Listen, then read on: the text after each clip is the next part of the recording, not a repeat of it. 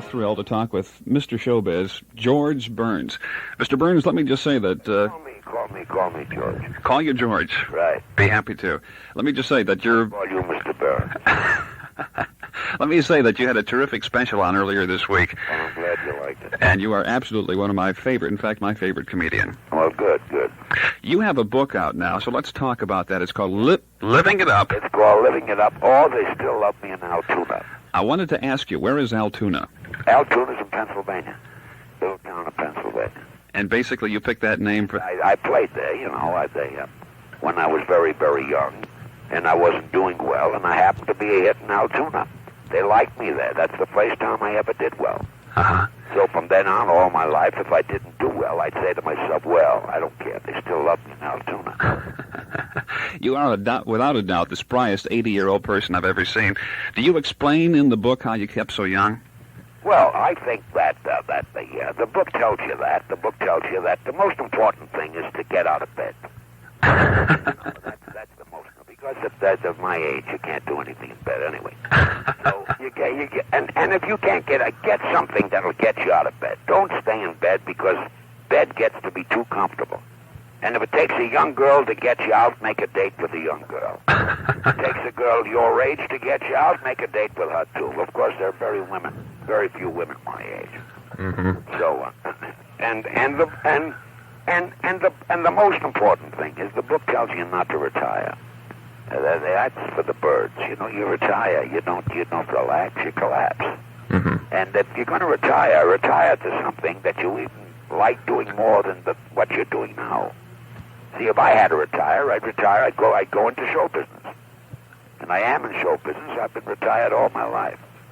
Do something that you love doing. That's important. And don't retire and get out of bed. I'll tell you a little story. When I flew in, I met this cute little hostess on the plane, and I invited her out to dinner.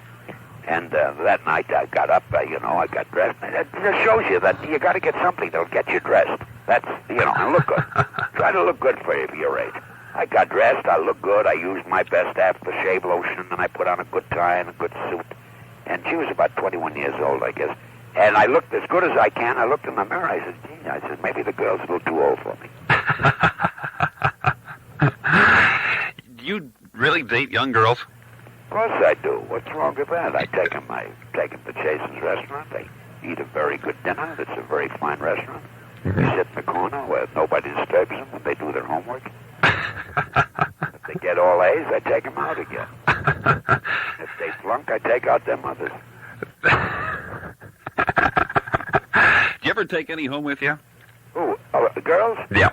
Of course, I do. I take them home after dinner. We have a little brandy, and then I send for my piano player, and I sing them 3 or 4 songs and send them home. In other words, as you said before, they have to be able to sing harmony. Right. That's right.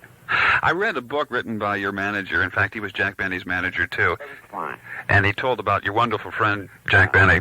Yeah. Says how easy it was for you to break Jack Benny up. Is there anybody that really breaks you up, George? Well, sure, but it's got to be off the cuff. It's got to be. It wouldn't be a joke. You know what I mean? Anybody can break me up. It can be the elevator boy if he says something funny. That's not written. That comes out of his mouth at that moment. Mm-hmm. So it's not only comedians that will make me laugh. It's also, the waiter. You are so relaxed all the time when we see you perform. Was there ever a time in your career when you were actually nervous when you went on stage? Well, no, because I was bad until I was 27. If I wasn't nervous then, why would I get nervous now? And the reason I'm relaxed is I think when you're on television, or even when you're in the theater, if you're relaxed, the audience is relaxed.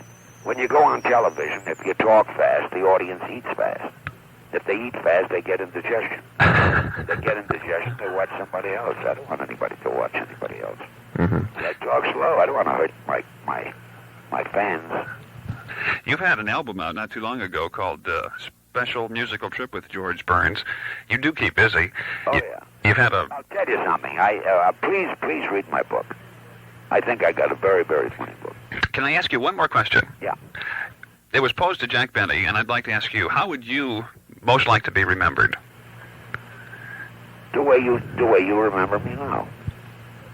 I mean, that I've been an entertainer and that I was a good singer. George Burns, I want to tell you, it's been a real thrill, and I want to thank you so much for taking the time to talk with us. Okay, thank you, Ken. You're a very special person with us, and thanks a lot. Thank you very much. Yeah, bye-bye.